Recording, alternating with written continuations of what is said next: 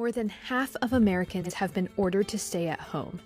Businesses have been shut down, and President Trump is getting restless. There are other areas that just aren't affected, or they're affected very little. And why would we close down 100% of the country? We can't have the cure be worse than the problem. Everyone wants to return to normal quickly. But how realistic is it? Let's compare the outbreak in the US with other countries. It started in China, of course. Then the epicenter shifted to Italy, which now has over 100,000 cases. Let's bring in other countries too. Here we compare every country on the same timeline, with day 1 being the first day it reported 100 cases.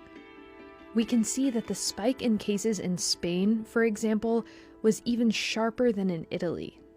The one bucking the trend has been South Korea. It avoided a spike by doing one thing better than others. Experts praise South Korea. South Korea is now doing more than 10,000 tests per day. By March 1st, South Korea had tested 100,000 people.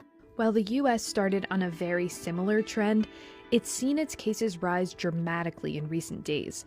It is now the country with the most cases in the world, topping 160,000 as of Monday. However, the increase in cases reflects the fact that the US has, after a very slow start, finally ramped up the number of tests being carried out. Now, to get a better insight into the severity of the outbreak in each country, we need to look at how many coronavirus infections have proved fatal. These are the number of deaths for Italy, China, and South Korea. Again, on a timeline that allows us to compare them, with day 1 as the first day that country had more than 25 deaths.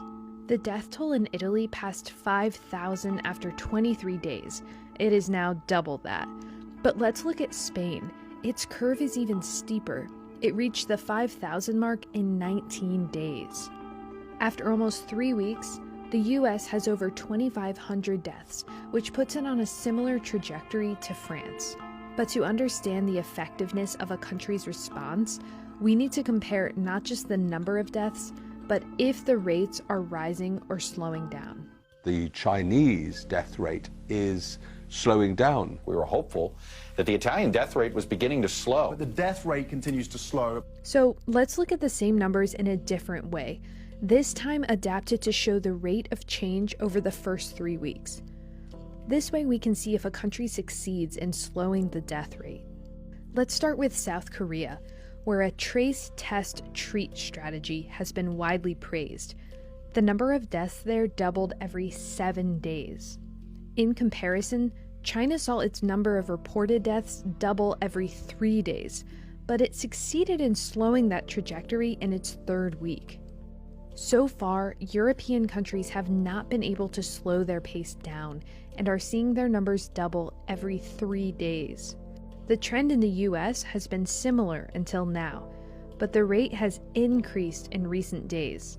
It's certainly nowhere near the slowing down seen in China, South Korea, or even Italy lately.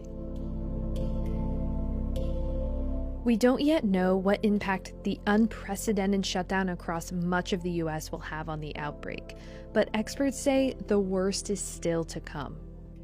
Well, things won't get back to normal until we flatten this curve for the coronavirus. No one is going to want to tone down things when you see what's going on in a place like New York City. Now we're looking at about 21 days for a possible apex. Nothing would be worse than declaring victory before the victory is won.